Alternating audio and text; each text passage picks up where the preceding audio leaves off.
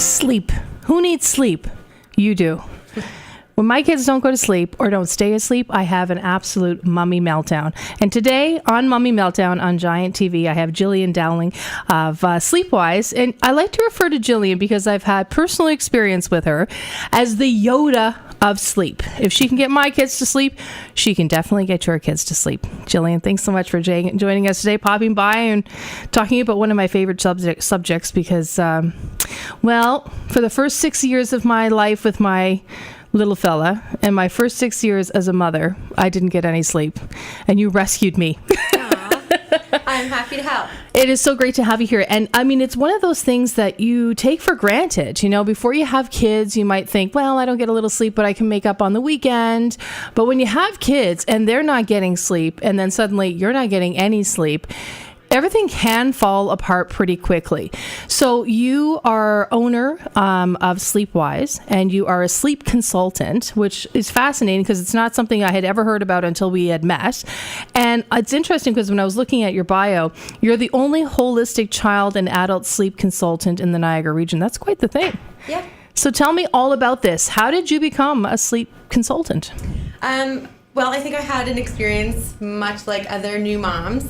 So I was actually in the wine industry. So I completely shifted gears and you were used to not sleeping. Well, I was a great sleeper, and that's the thing. I think it was something that I never considered in my life because I just always slept well. I didn't have a problem with it until I had my first son, and he never slept. And I took him to anyone who would listen. Yes. My doctor, public health nurses. I belonged to a mommy group, and I just got a ton of really, really bad advice. Yes. And really no one understood. And my doctor was convinced I had postpartum depression. Okay. And she wanted to medicate me, which was kind of the path we were going to take, except that in that time I found out I was pregnant again. Okay. So step into a new system then. Right. Yeah. So I had a 3-month-old baby and another one on the way, and I wasn't getting any sleep. And I really did, go through a really tough time. And it was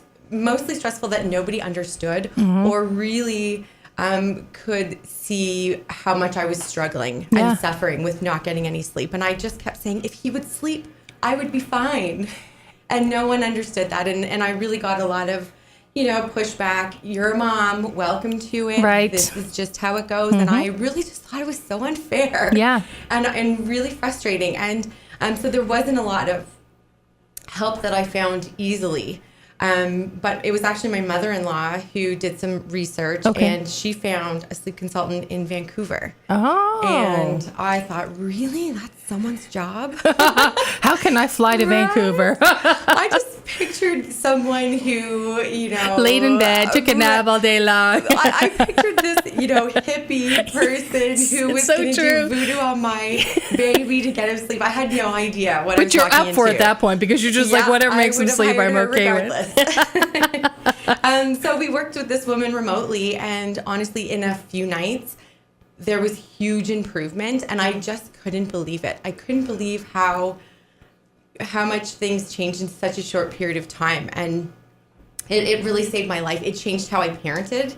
It changed how I felt about being a mom. It changed really how I felt about my son who was on the way, who I thought, I can't even function with one. What am I going to do with two? Sure. So it was really great when by the time my second son came, my first son was sleeping really well, and then we just started the process over. So people would say to me, I can't believe you have 2 babies that young and they both sleep. Yeah. And I said, I worked at it and we made it happen. So, and it really is a job. Like, we'll get to that in just a little bit, but it's going back to something that you said, that when you aren't getting enough sleep, and it might start, like you say, with the kids, and then slowly it creeps into you, you literally can't do anything. Yep. Everything becomes a fog. You slow down, even though you're not aware of it. And I can see how a doctor would say maybe have postpartum, depression, because you do get sad that you're just not getting any kind of rest.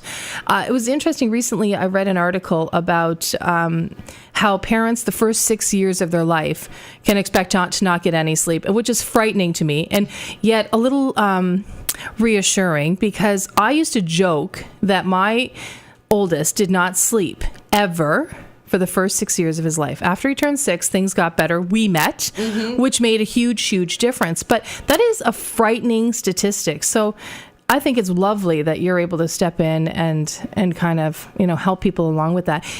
It's interesting, though, because you do take it step by step, age by age. Is there a reason that you break it down by different ages? Definitely. And the biggest reason is sleep needs and sleep requirements. So the sleep requirements of a newborn versus the sleep requirements of a 2-year-old or a 5-year-old or a 10-year-old, they're very different. Okay. Awake time, that's another important factor in that. The awake time of a newborn baby is going to be much different than that of a 9-month-old baby. So there's a lot of change in there. And I suppose you have to incorporate naps and such, so the older they get, do they still require naps? I mean, Lord knows I could use a nap right about now, so. I love naps. Naps Me are too. great. You shouldn't nap every day, but when you need a nap, you should take one.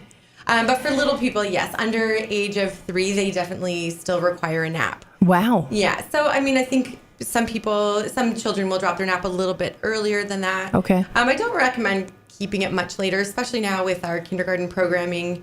They're starting full time. Yes. So early. Yeah. It's not really fair for them to be napping, all of And the they're time, going to and then all of a school. sudden one day not having a nap. Right. 11 o'clock. I'm feeling like I'm going to have a nap right about now. But that does happen to a number of kids, especially if they are on the younger side of entering into kindergarten. Yeah. Another thing that you talked about was medication. And that is, it seems to be a commonplace, at least in my life, that dealing with 2 children, 2 boys who are 2 years apart, neither of them slept. One slept a little bit better than the other. But very early on, I remember somebody saying, the first one was, put a little whiskey on their soother. They'll sleep no problem. I'll never forget that. And melatonin was the big thing that I had tried with my kids, and for a number of years, and it really didn't work very well. Is that something that is good to go and use, or do you kind of say, what, we can find other ways? So melatonin, I think that there's a lot of misconceptions when it comes to melatonin. Firstly, it's a hormone. Okay. So if you are giving your child a hormone, it's going to have an effect on their bodies. And we don't know, there is no long-term research that says what kind of impact that could have on your child's reproductive system later on in life. So it's bigger than what people think it is. And they think because it's natural that you can just take it and it's not a big deal, but it really is. Okay. So I would never recommend melatonin myself. Okay. I know people have done it through their doctors, and there are people who have children who have autism. Yep. There is some research that says that some children who are autistic do have a deficiency of melatonin. So that is someone who may benefit from it. Okay. From a supplement. But really, if you're using proper sleep hygiene and you are, taking the steps that you should take to sleep well, it's really unnecessary because it's something that our body produces naturally. Right. My other problem with melatonin is the dosage is sometimes outrageous. I've seen people giving. Yes. And it's funny because it wasn't until just recently, actually, I went to see a doctor who was doing a seminar on different vitamins that you can give kids, who are suffering from an assortment of issues. And one of the things he talked about was melatonin, and said it's blew his mind that so many kids were like 20 milligrams of melatonin. He said it's obscene because adults shouldn't take more than 10 milligrams of melatonin. And I remember thinking, I'm pretty sure I tried a lot more than 10 with my oldest, and melatonin never worked for him, which is why we just stopped doing it. Mm-hmm. But it is mind-blowing because there is no...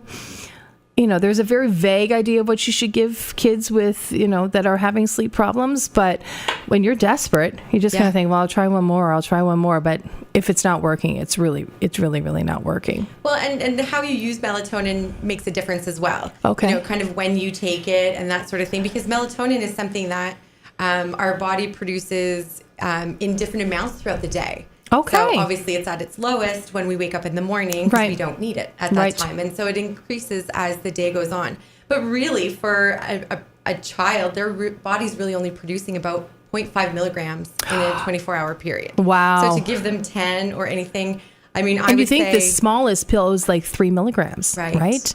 So maybe half of that. Wow. Because you have to consider absorption and that sort of thing. But really, a 10 milligram dosage is so is completely crazy. unnecessary. It is. It's crazy. Yeah. Let's actually talk about how we met. As I mentioned, my oldest is an atrocious sleeper, and you actually helped him immensely because now he sleeps through the night, which for anyone who knows my kids are like, he's 11, he should be asleep. Well, not necessarily, but he sleeps through the night. And for me, I can't thank you enough because that's a huge improvement for him and mostly for myself because I don't have to get up now in the middle of the night, sometimes 2, 3 and more times to just, get him a glass of water or whatever. But the thing that I liked when we met is that you came in and you really got to know us, you got to know the kids, and then you formed a plan. Take us through that step. Somebody has a child who isn't sleeping, whether they're a baby or they're preteen. Tell us what you do from that first interaction. Well, first I like to have a look at what's actually going on and try to weed out any medical issues that I think might need a referral to a doctor.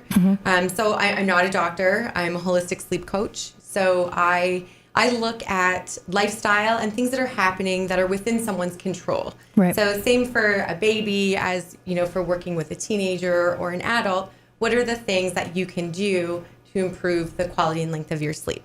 So it really is dependent on age. That's a big factor in it. And, if I'm working with a small baby, their sleep needs are going to be much different than that of someone who's older or an older child or an adult. But yeah, I like to know what's going on. I like to know what parents' goals are, what their expectations are, where they want to be, what maybe has led to the reason, what is the reason that the child or the person is not sleeping well. Right. So really getting to the bottom of the sleep issue and then creating a plan to get better sleep. And sometimes it is something so small, and yet sometimes it can be something really large, Sure. And I know that's something that we suffer with in our house, that my little guy's got some crazy anxiety stuff. So his getting to sleep is a nightmare. Staying asleep is good. Thank the Lord for that. And when you do come in and you look at the kids' bedrooms, say, is there something you're looking for in particular? Yes. First of all, I mean, your bedroom should be for sleeping. Right. So I think that's a big thing is that, if you have a messy bedroom or, if your bed is not comfy or, if you have a bunch of stuff in your room, if you have electronics in your room, that's a big red flag that's a big for one. me too. Yeah.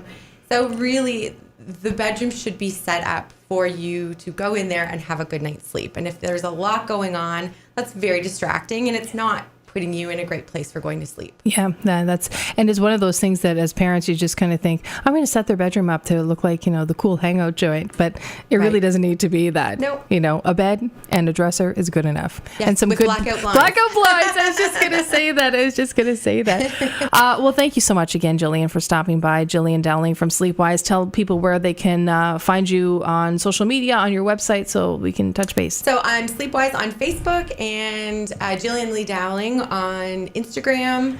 My website is www.sleepwise.ca. Excellent. Jillian Dowling joining us today on Mommy Meltdown on Giant TV.